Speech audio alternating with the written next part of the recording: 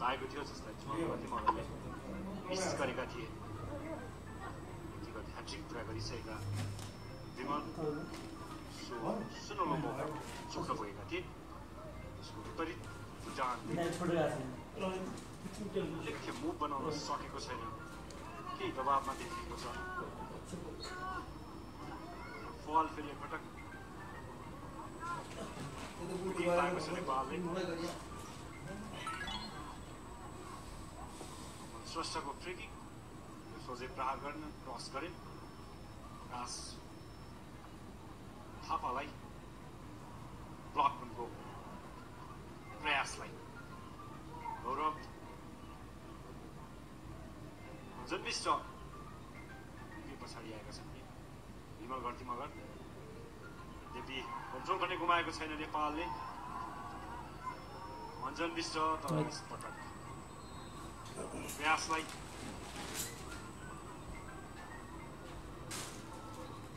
विफल बनाइदियो डिफेन्स लाइनले।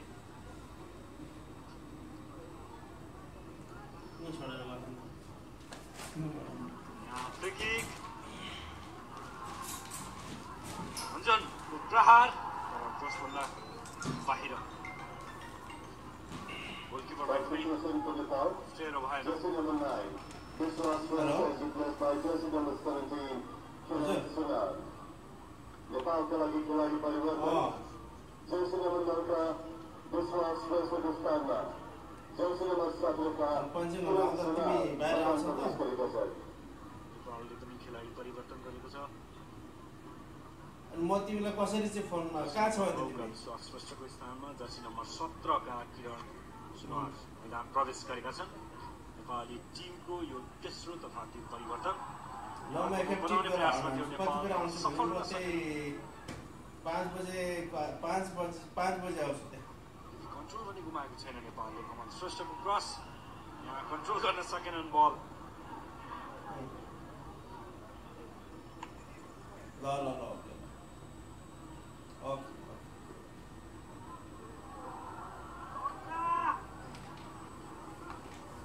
तामाङले बल कन्ट्रोल गर्न सकेका थिएनन्।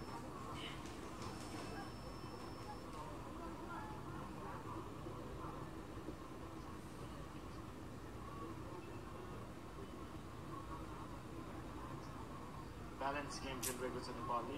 आक्रामक गर्नुपर्ने ठाउँमा उसले मौका सिर्जना गरेको छ भने डिफेन्सिभ पनि देखिएको छ।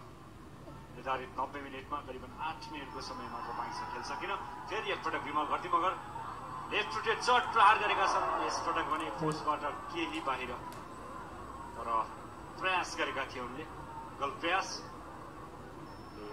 पाएको मौकामा पोस्ट चार्ज गर्ने सफल भएका छन्।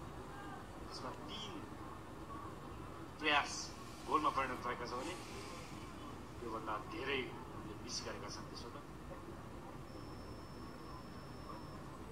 विपरीत भुटान निकै डोमिनेट भएर खेलिरहेको छ नेपालको अगाडि। मौका खोजी गर्छ, प्रयास गर्छ, तर नेपाली डिफेन्स लाइन र खेलाडीको स्पिड म्याच गरेको छैन। त्यसको विपरीत नेपाली टिमको स्पिड भुटानको तुलनामा निकै राम्रो छ। श्रेष्ठ ब्याक पास गोलकिपर गल्ती गोलकिपरको सुजित गुरुङको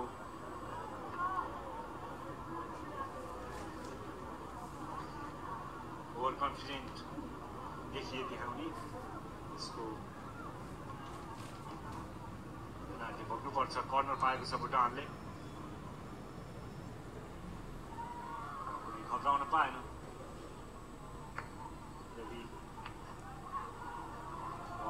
सफल भएका छन् त्यहाँ सुनिवाल र पास दिएका छन् विमल घरती मगरलाई। बनाउने प्रयासमा नेपाल 1 versus 1 को अवस्थामा 3 जना खेलाडी आएका छन्। र यसपटक पनि उनको लेफ्ट फुटेड चार्ज प्रहार थियो।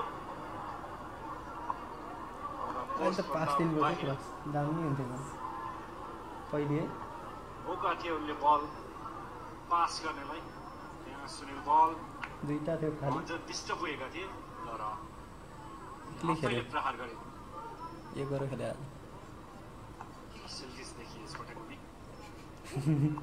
पुरै सेल्फी छन्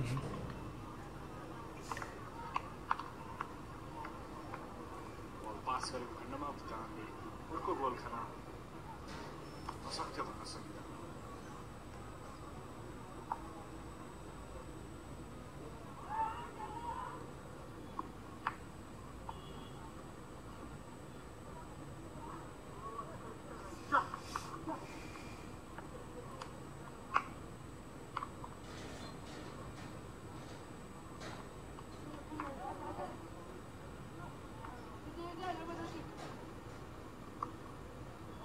थ्रो पाएको छ नेपालले थ्रो गौरव बुढाथोकी लङ पास थियो तर मिसपासमा परिणत भएका छन् त्यहाँ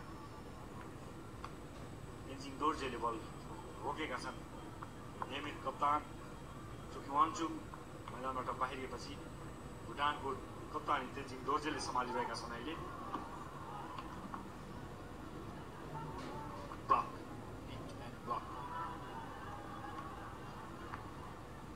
किरण सुनवार केही बेर अगाडि मैदान प्रवेश गरेका हुन् उनी विश्वास श्रेष्ठको स्थानमा थ्रो पाएको छ नेपाल आकाश थापाको थ्रो सकिन करिब 5 मिनेटको समय बाँकी छ निर्धारित 90 मिनेटमा लिएका थिए अब यो 5 मिनेट र त्यसपछि थपिएको अतिरिक्त समयमा भुटानले खेलमा फर्कन निकै कठिन देखिएको छ उसको अहिलेको खेलको स्पिड र खेलाडी बिचको तालमेल हेर्दा फेरि एकपटक थ्रो पाएको छ नेपालले आकाश थापा फेरि थ्रोमा गएका छन् विमल बल खोज्ने प्रयासमा थियो तर सफल भएनन् बनाउने प्रयासमा भुटान बलसम्म पुग्ने कोसिस गरिरहेका छन् यहाँ सुनाम टोक्दै तर असफल भयो उनी